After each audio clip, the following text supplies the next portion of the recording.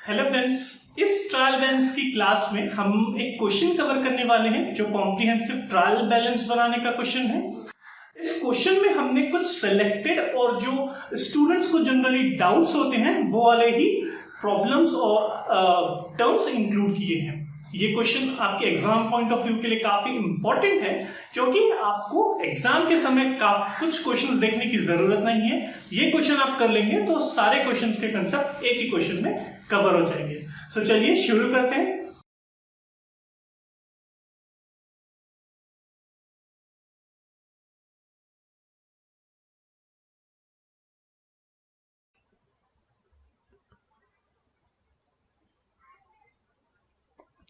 So this is illustration 1.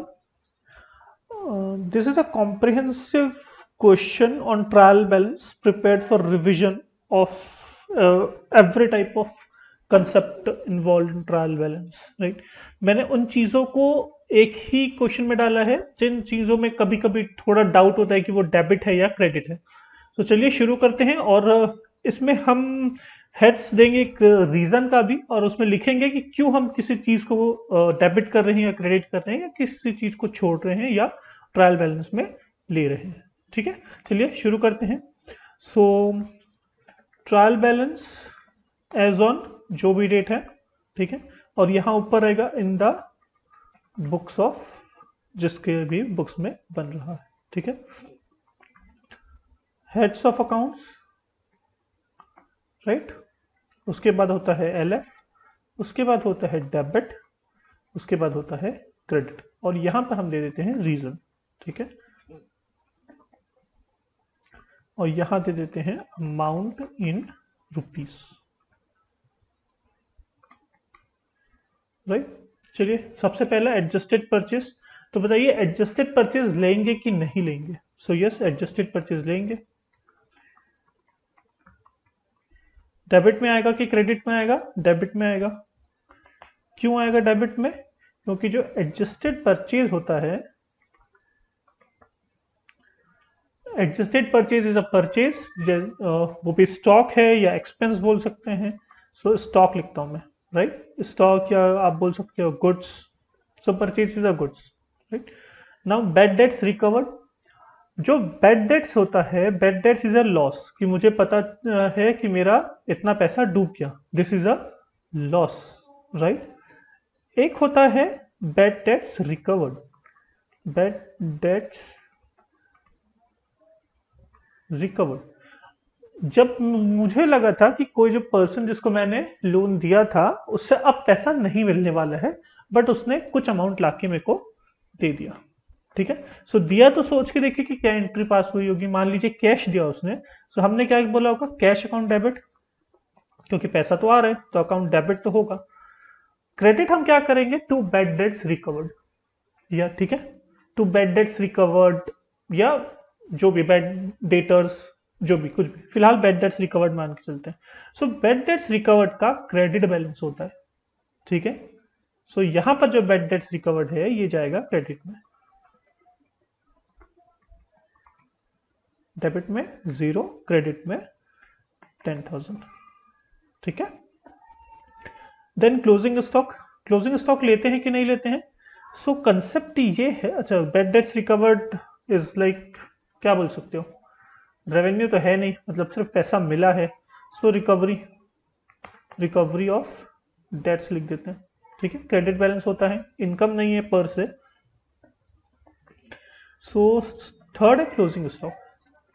हमेशा याद रखिएगा कि अगर क्लोजिंग स्टॉक जो बैलेंस है उसमें दिया है, या फिर यूं कहे कि अगर एडजस्टेड परचेज दिया है आपको, ठीक है, अगर आपको किसी क्वेश्चन में एडजस्टेड परचेज दिया है, सो आपको क्लोजिंग स्टॉक लेना है और ओपनिंग स्टॉक नहीं लेना है। इसका रीजन क्या है? इसका रीजन ये है कि सपोज मान लीजिए ओपनिंग स्टॉक है आपका 100, ठीक है, आपने परचेज किया 50 का, और क्लोजिंग स्टॉक है 20। ठीक है, सो एडजस्टेड परचेज का फॉर्मूला क्या होता है? Is equal to opening stock plus purchase minus closing stock. ठीक है, अगर मैं परचेज दिखाता ट्रायल बैलेंस में तब 50 दिखाता, ठीक है, और ओपनिंग स्टॉक भी दिखाता। अगर मैं परचेज बस रहता है मेरे पास तो मैं ओपनिंग स्टॉक भी दिखाता हूँ ट्रायल बैलेंस में, तो मैं टोटल कितना दिखाता हूँ, 150 रुपए दिखाता।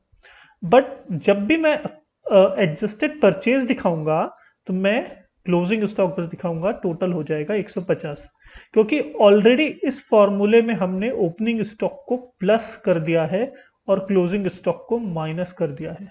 ठीक है, इसीलिए क्योंकि हमने ओपनिंग स्टॉक को इस अमाउंट पे ऑलरेडी प्लस किया है, हम ओपनिंग स्टॉक को नहीं लेते हैं, और क्योंकि क्लोजिंग स्टॉक को माइनस कर दिया रहता है एडजस्टेड परचेस निकालने के समय, इसीलिए हम क्लोजिंग स्टॉक को ट्रायल बैलेंस बनाते समय लेते हैं।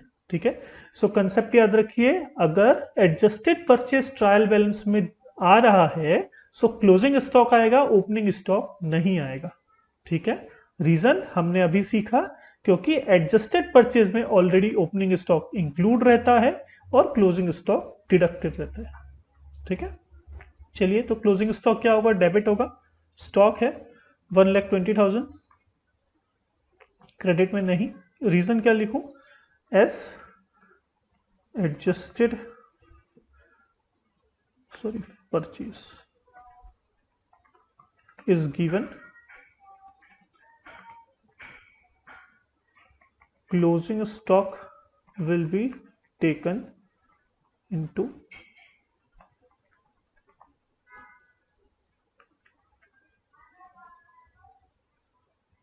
consideration, but opening stock will not, right. So मैंने क्या बोल दिया, क्योंकि एडजस्टेड परचेज दिया हुआ है, मैं क्लोजिंग स्टॉक को कैलकुलेशन में लूंगा, बट ओपनिंग स्टॉक को नहीं लूंगा, क्लोजिंग स्टॉक लूंगा। ठीक है, चलिए नेक्स्ट बताइए क्या है, opening stock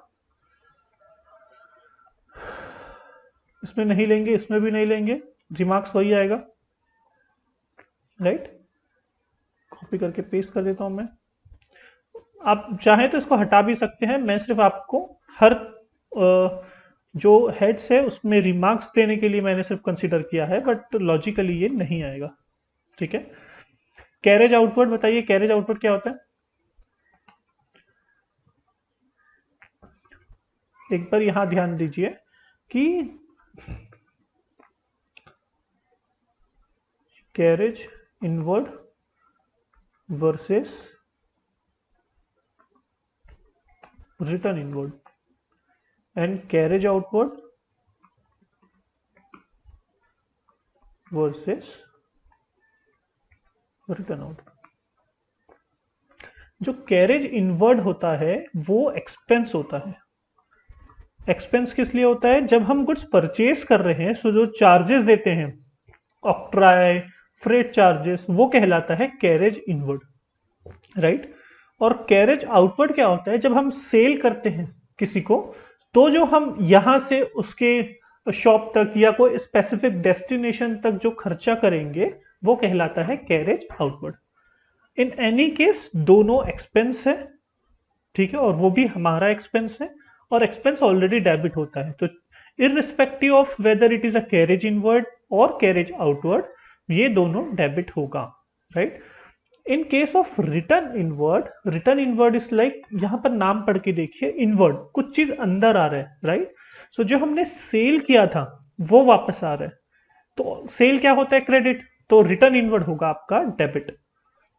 likewise return outward मतलब बाहर जा रहा है, तो हमने किसी से परचेज किया था, अब हम उसको वापस कर रहे हैं। ठीक है, सो इसीलिए आउटवर्ड मतलब रिटर्न, परचेज होता है डेबिट, तो परचेज रिटर्न होगा क्रेडिट, और रिटर्न आउटवर्ड जो होता है वो क्रेडिट होता है। ठीक है, हमारे केस में कैरेज आउटवर्ड दिया है 20,000, जैसे कि हमने देखा ये एक्सपेंस है और इसको हमको डेबिट करना है। ठीक है, सो कैरेज आउटवर्ड क्या हो जाएगा, डेबिट। सेम कैरेज इनवर्ड, ये भी एक्सपेंस है, डेबिट, सॉरी ये 12,000 है, इट इज ए एक्सपेंस, और ये भी एक्सपेंस है। ठीक है, रिटर्न आउटवर्ड हमने अभी डिस्कस किया, रिटर्न आउटवर्ड मतलब बाहर जा रहा है, ठीक है, तो हमने परचेज किया था वो बाहर जा रहा है, परचेज डेबिट होता है, सो रिटर्न आउटवर्ड क्रेडिट होगा। ठीक है, परचेज रिटर्न है, purchase return has credit balance, right. और रिटर्न इनवर्ड, हमने सेल किया था वो वापस आ रहा है, सेल इज अ क्रेडिट होता है, तो रिटर्न इनवर्ड जो है वो डेबिट हो जाएगा, sales return has debit balance. ठीक है, प्रोविजन फॉर बैड डेट्स, हमने अभी बात किया यहाँ पर बैड डेट्स। बैड डेट्स क्या होता है? लॉस होता है। बैड डेट्स रिकवर्ड क्या होता है? वो हमारे लिए गेन बोल सकते हैं, तो गेन है तो वो क्रेडिट होता है। प्रोविजन फॉर बैड डेट क्या होता है? अगर मैं आपको इसकी जर्नल एंट्री बताऊं, सो बैड डेट्स जब भी होता है ना, हम क्या करते हैं, कुछ अमाउंट, सपोज डेटर्स हैं आपके, ठीक है, वो 10,000 के, मुझे लग रहा है कि ये जो है जो स्पेसिफिक पर्सन है वो मुझे कम से कम 2,000 रुपए नहीं देने वाला है, सो मैं डाउटफुल है, राइट। अभी तक ना तो उसने कुछ बोला है मुझे, ना तो 8,000 रुपए दिया, मुझे लग रहा है कि ये 2,000 का तो पक्का डिस्काउंट लेके रहेगा। सो मैं क्या करूंगा, अपनी बुक्स में बैड डेट्स डेबिट करूंगा। ये होता है expense to provision for doubtful debt. ठीक है, 2,000 रुपए, 2,000, ये मैं क्लासिफाई कर देता हूं P&L में, और ये मैं ले जाता हूं डेटर से माइनस करके, तो उसका बैलेंस शीट में, बैलेंस शीट में जाता है, राइट। तो उसका बैलेंस शीट में रिफ्लेक्शन कैसे होता है, मैं दिखाता हूं डेटर्स 10,000 माइनस लेस प्रोविजन, कितना दिखाता हूं यहाँ, -2,000, तो नेट डेटर्स में दिखाता हूं दिस प्लस दिस 8,000, राइट। इसका रिफ्लेक्शन ऐसे होता है। तो अगर आप एंट्री देखेंगे तो हम प्रोविजन फॉर डाउटफुल को क्रेडिट कर रहे हैं, ठीक है, क्योंकि उतना पैसा हमने डाउटफुल में रखा हुआ है कि इतना मेरा लॉस होने वाला है।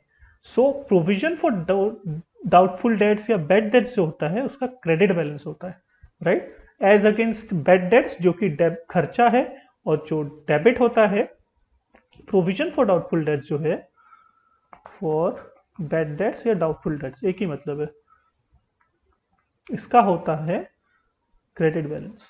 ठीक है, 12,000 रुपए। Provision account has debit balance, sorry credit balance, right. Provision for depreciation, likewise हम डेप्रिसिएशन की ऐसे ही एंट्री पास करते हैं। अगर इस क्वेश्चन में उसने डेप्रिसिएशन लिखा होता तो मैं इसको डेबिट कर देता, क्योंकि ये होता है एक्सपेंसेस, बट यहां लिखा है provision for it is just equal to accumulated depreciation.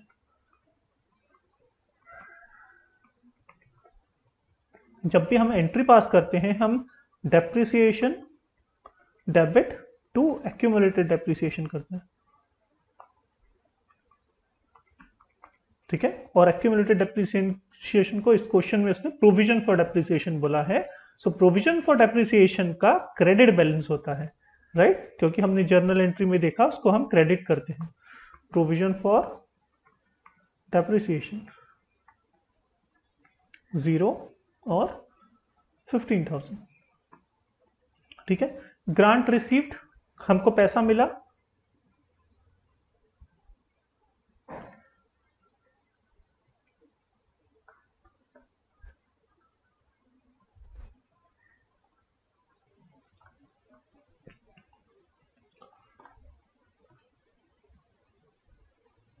Next है ग्रांट रिसीव्ड। सो जो ग्रांट है वो एक कैपिटल रिसीट है, सो उसका रहता है क्रेडिट बैलेंस, ठीक है। Grant received 1,30,000, capital receipt as credit balance. अगर आप इसकी जर्नल एंट्री भी सोचेंगे तो इसकी जर्नल एंट्री होगी cash account debit to grant from government of India या whatever. So grant of India जो है वो क्रेडिट होता है, सो इसका रहेगा क्रेडिट बैलेंस, राइट। ड्राइंग्स हमेशा डेबिट होता है, सो ड्राइंग्स को डेबिट में लिख देते हैं 12,000। डेबिट बैलेंस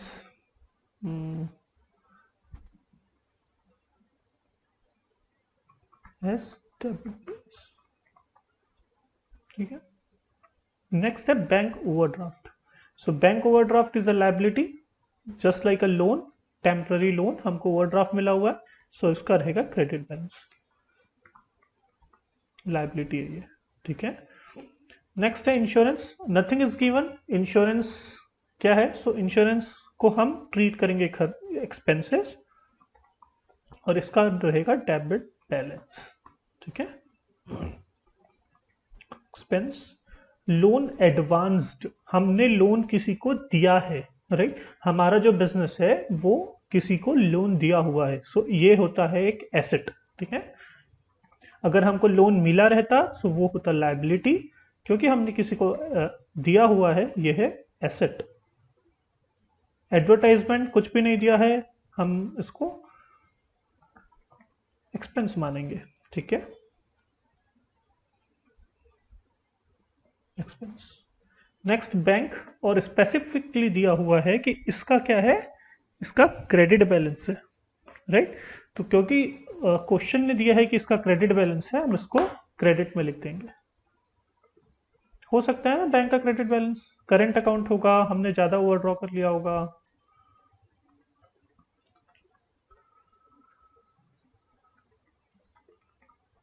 ठीक है।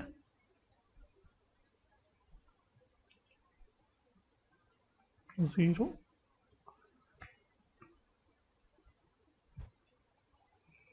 Liability. Wife's loan to business, मतलब जो प्रोपराइटर की वाइफ है उसने हमको लोन दिया है, मीन्स बिजनेस को लोन दिया है, सो ये अनसेक्योर्ड लोन है, राइट। ये अनसेक्योर्ड लोन है, इसका भी क्या होगा, क्रेडिट बैलेंस,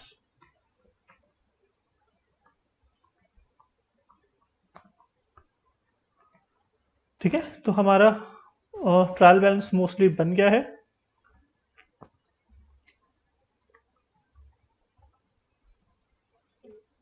एक बार वापस देखें, एडजस्टेड परचेज जो है वो परचेज है, स्टॉक है, गुड्स है, सो वो डेबिट होता है। Bad debts recovered as against bad debts, ये गेन है, हमको पैसा मिला है, क्रेडिट होता है। क्लोजिंग स्टॉक, जब भी एडजस्टेड परचेज दिया होगा तब हम क्लोजिंग स्टॉक कंसीडर करते हैं, और ओपनिंग स्टॉक को हम छोड़ देते हैं, क्योंकि एडजस्टेड परचेज का फॉर्मूला क्या होता है, opening stock plus purchase minus closing stock, right.